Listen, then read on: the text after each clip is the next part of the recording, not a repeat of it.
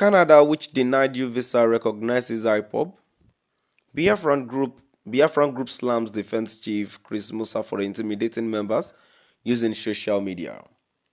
My dear listeners, another interesting news I'm bringing to your listening ears today, as the IPOB, the indigenous people of Biafra speak, says the Canada, which denied the defense chief Chris Musa visa, recognizes IPOB. And again, another thing being stated here, as IPOB says, the reason why they says that was because the chief defense staff, Chris Musa, are intimidating their members for using social media.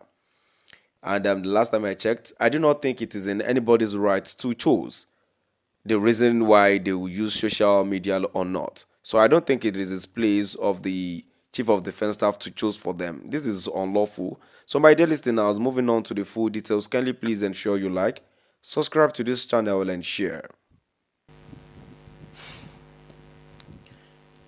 The indigenous people of Biafra IPOB has issued a scathing statement condemning Nigerian's chief of defense staff, General Christopher Musa, accusing him and the Nigerian army of attempting to intimidate Biafrans and suppress their rights to free speech and self-determination.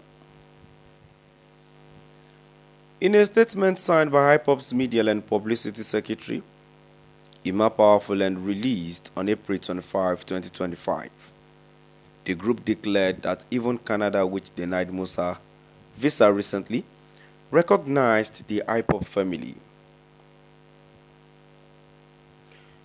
IPOB said the indigenous people of Biafra IPOB, under the resolute leadership of Mazi Nnamdi Kanu, unequivocally condemned the brazen and provocative statement by Christopher Musa, Nigerian's chief of defense staff, who has once again resorted to threatening and intimidating Biafrans for exercising their inalienable right to free speech and self-determination through social media. Musa's reckless call for Southeasterners to cease propagating IPOB's activities is not only an affront to our fundamental freedoms, but a desperate attempt to silence the awakening of Biafrans' consciousness. We will not be cowed, and we will not be silenced. The statement went further to criticize the Nigerian Army's human rights record. Musa's Nigerian Army, an institution soaked in the blood of innocent Igbo youth, has no moral standing to lecture Biafrans on what is good for us.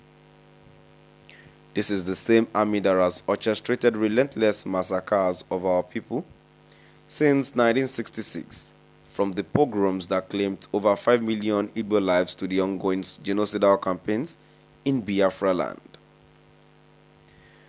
IPOB referenced several incidents, including the 2016 Nkwala and Aba killings and the invasion of Mazi Nnamdi Kanu's residence during Operation Python Dance, stating, "We ask Musa, what was the crime of the Biafran youth slaughtered at Nkwala in 2016?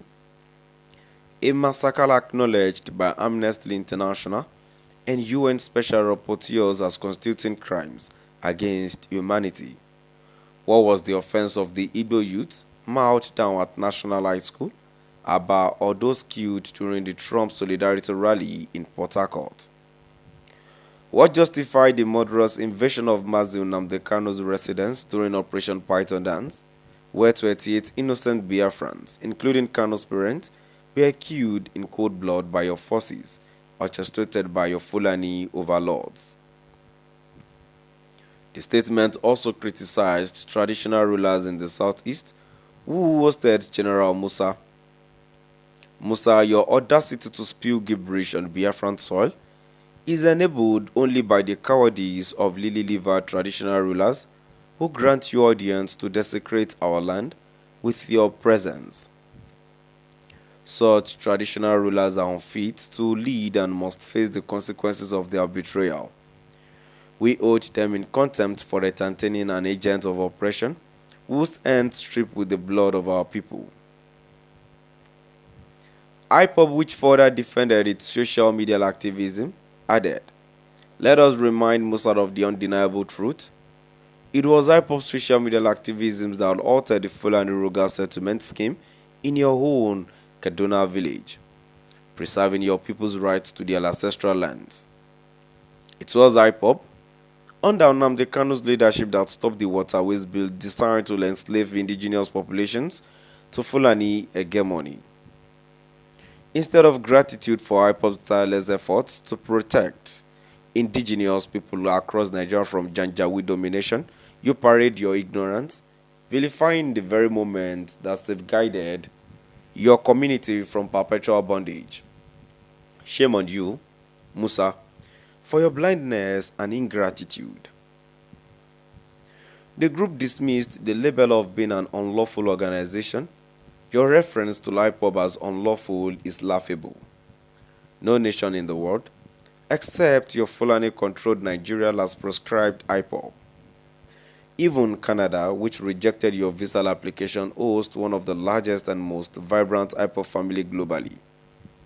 Your Fulani masters proscribed IPOB not because we are a threat to peace, but because we stand as an unyielding bulwark against the agenda to subjugate Biafrans and other indigenous people. You are too myopic to see that IPOB's activism protects even the likes of you from the very forces you serve. My dear listeners, now I've come to the end of our today's news. Please do drop by at the comment section and let us know what your view is all about. Thank you for listening.